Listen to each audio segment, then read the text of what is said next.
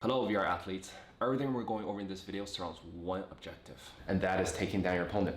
Now there are two ways to do it. In this video, we're going over the mechanics you need to understand to make that possible. Let's get it.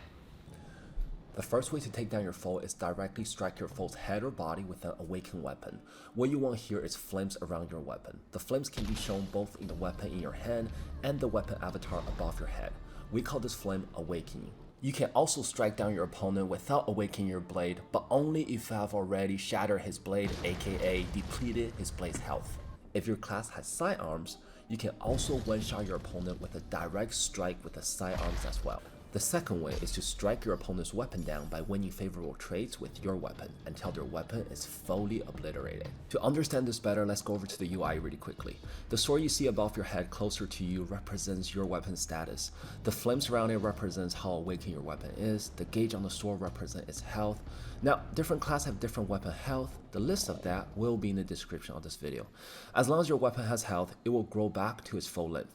A full length blade though, without any weapon health, that is regenerated by abilities, has 100 health regardless of class. Each player has 4 abilities per round, and the abilities are: Diamond is your edge breaker, which gives your blade maximum awakening, and your blade will not take any cut damage. However, if your opponent also activates their edge breaker and their maximum awakening is higher than yours, as some classes has a higher maximum awakening by design, then your weapon will take the difference between their weapon's maximum awakening minus your weapon's maximum awakening.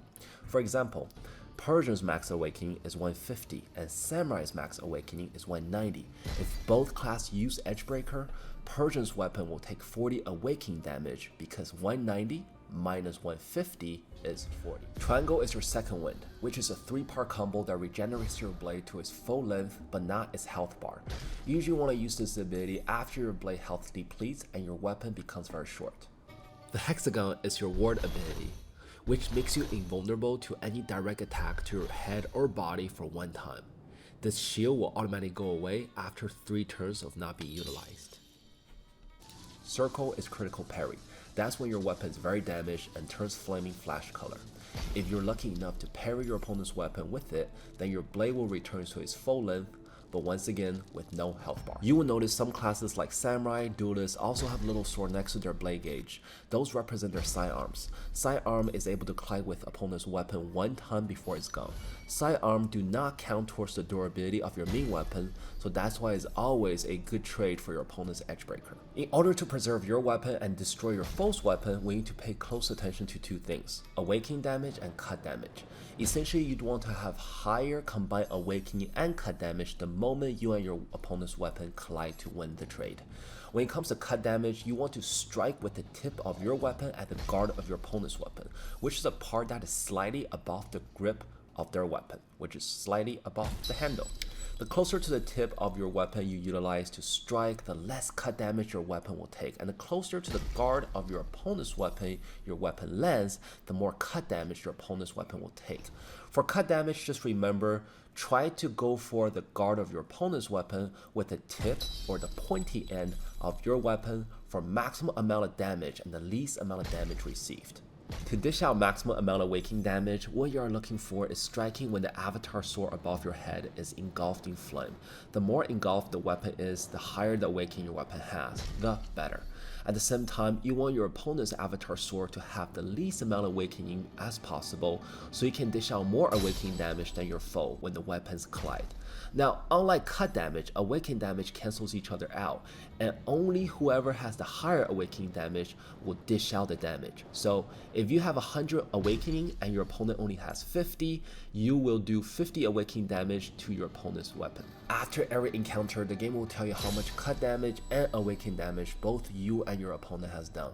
Each player can dish out maximum 100 cut damage per engagement, and right now you can dish out a maximum of 140 to 190 awakening damage based on class. Each class has different maximum awakening damage, which is also listed in the description of this video.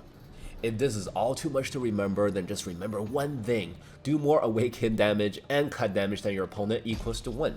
The objective is to fully obliterate the weapons in your opponent's hand until they have nothing to fight with. Essentially, versus a good opponent, in order to completely obliterate their weapon, you will have to first deplete their blade's health. cut down their blade again after they activate second wind, and then probably once more if they're lucky enough to get critical parry off. Of course, at any point, you can also poke them with the pointy end of your awakening weapon to end the round instantly.